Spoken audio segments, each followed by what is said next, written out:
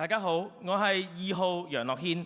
我認為政策唔係要睇數字靚唔靚，而係大家最後有冇感受到嗰種嘅幸福感。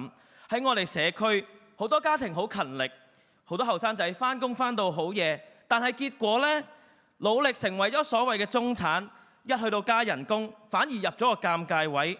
政府嘅照顧少咗唔講，租金壓力大，買咗樓我哋又擔心變成負資產，收到稅單，連出街食餐飯都要諗過度過。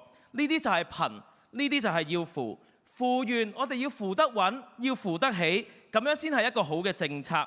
扶翻一條向上流嘅路，扶翻一條大家對香港嘅信心。我喺政綱入面提出，九龍城要加快舊區重建，支援樓宇維修同埋更換電梯，用完善嘅配套去吸引人才同埋創新產業，增加更加多嘅就業工種。